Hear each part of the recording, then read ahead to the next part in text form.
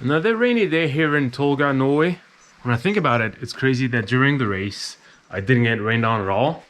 These were the two only days during my entire stay in Norway where it didn't rain. Just the 2 days that I was racing. So here I am still. Race has been over for, what, 3-4 days? And I thought I maybe do a little recap, tell you how it went. All in all, had a great time here. Course was extremely scenic, very beautiful, honestly, perfectly tailored course by Nils Laegner.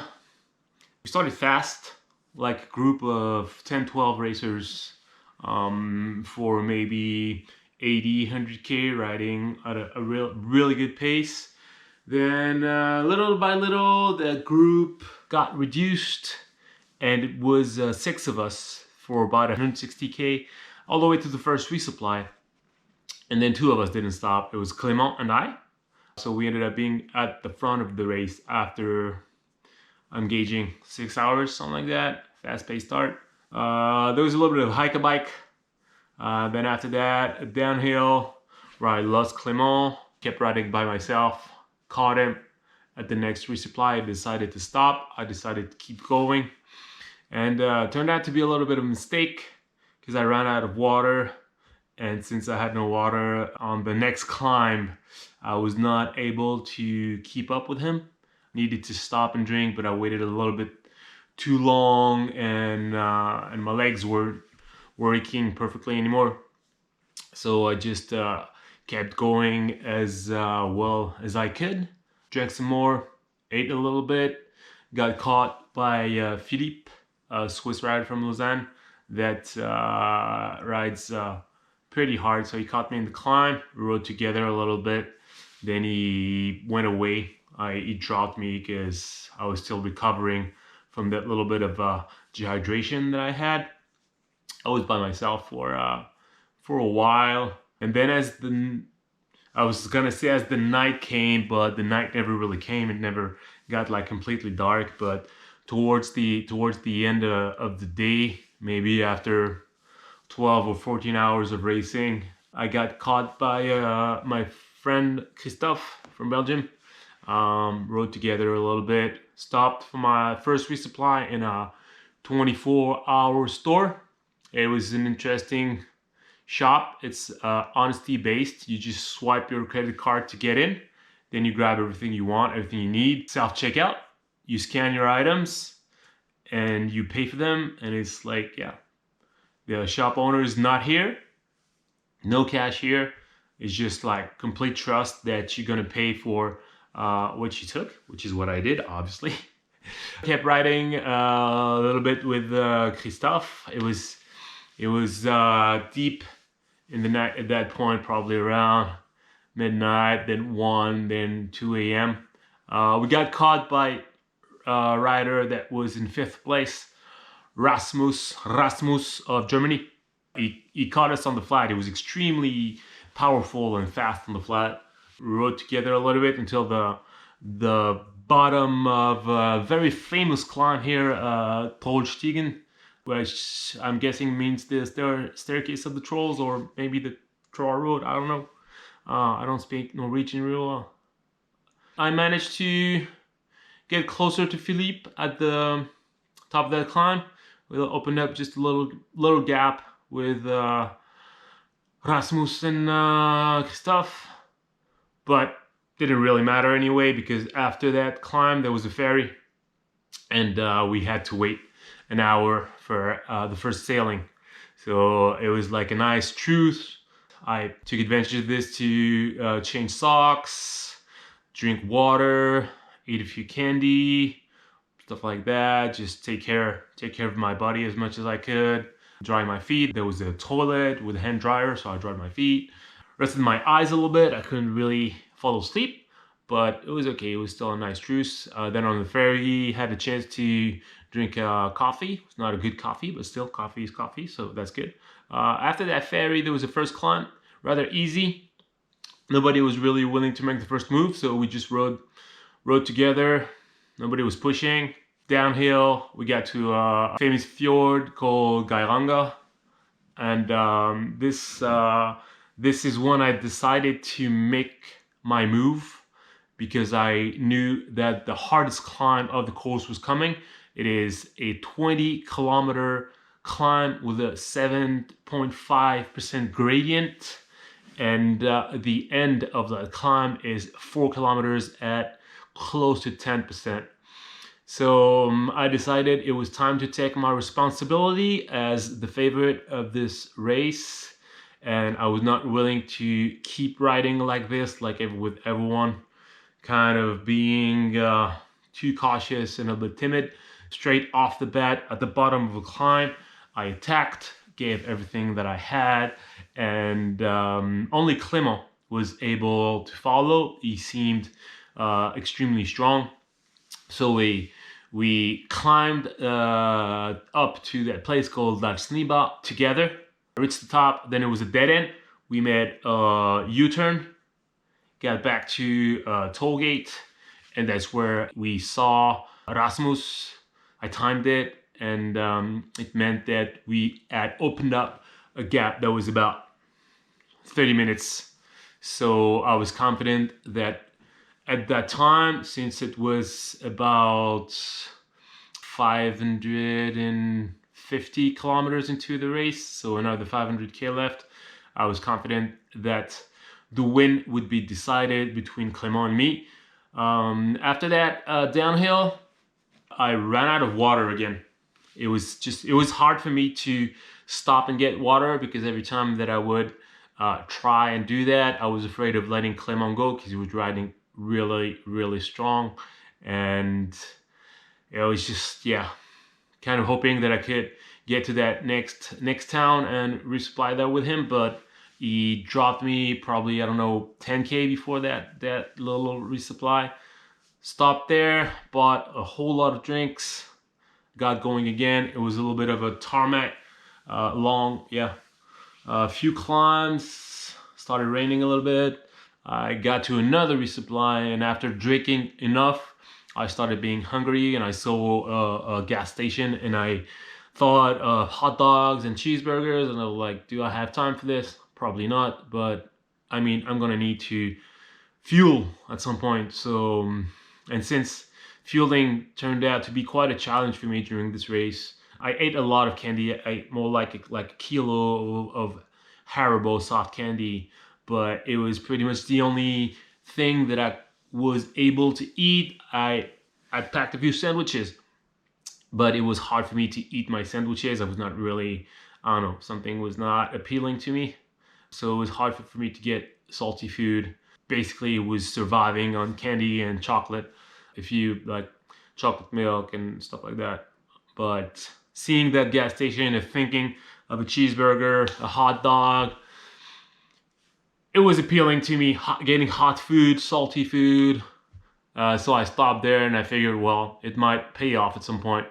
Stopped there, waited for that cheeseburger a little bit longer than I wanted to, but still, it was nice to get some protein, get some salt, put some fuel in me.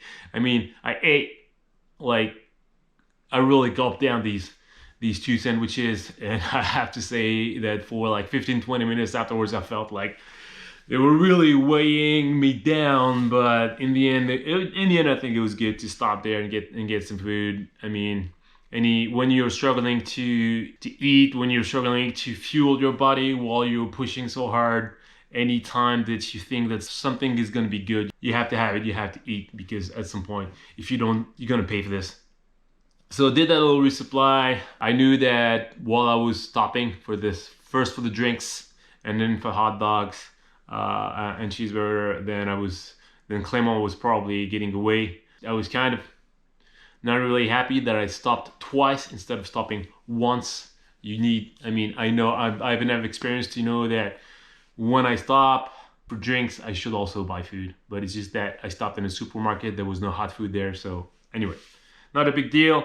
After that, a few hours later, I managed to catch Clément because he was feeling sleepy and he stopped to nap. I caught him as he was getting back on the bike.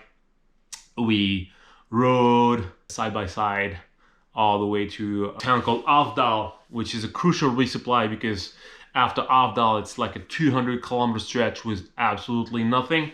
So obviously we both resupplied there. I resupplied at the gas station, he resupplied at the supermarket. Again, hot dogs, candy, things that I knew would work for me. He was quicker for me at the resupply, but at some point, half an hour maybe later, I caught him because he had stopped to put on layers. He was feeling a bit cold. I was feeling okay. At that point, I think it was past 11 p.m. I checked the tracker at that point and I noticed that Rasmus was an hour and a half, maybe 2 hours behind us. I was at that point really sure that the victory would be decided between Clément and me, and then it would be a matter of would he stop to sleep or not. And I knew that if he would not stop, then it would be really hard for me to win, because he seemed to be the stronger rider of the two of us. He is a very talented rider, ex-pro, and I think like during this race, definitely I felt that if it was like just pure cycling talent, he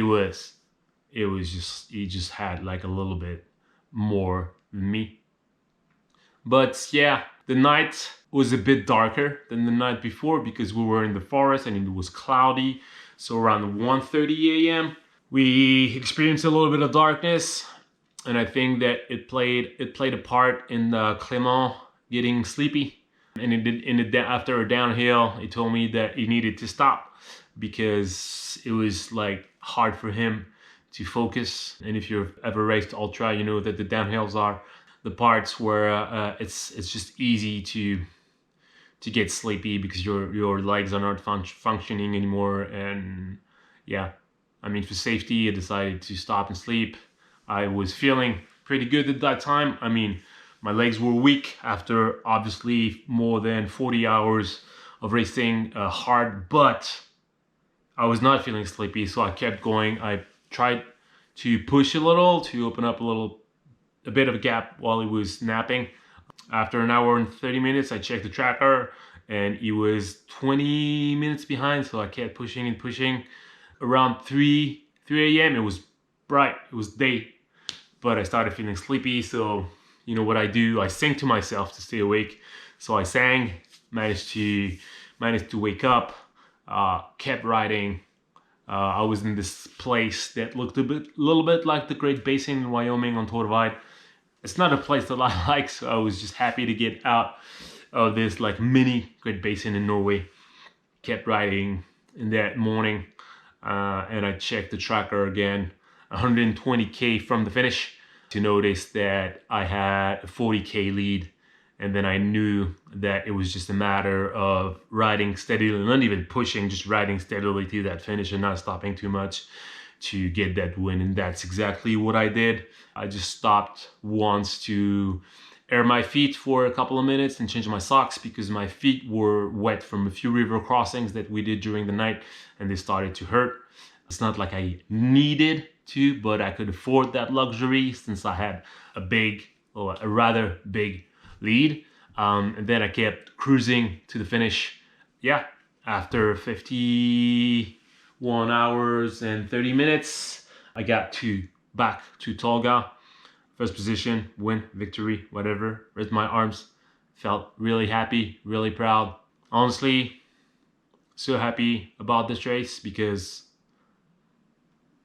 we pushed each other a whole lot. The 5 riders for the first half of the race, we really pushed each other, which meant that we rode really fast. And then for the second part of the race, Clément and I, and then Rasmus again pushed each other. And by being pushed like that, I feel like I really give it my all, and I managed to perform at a level that I had never performed before on such a distance. It was by far my most accomplished performance on 1000k on a 2-day race. For that, I am really stoked.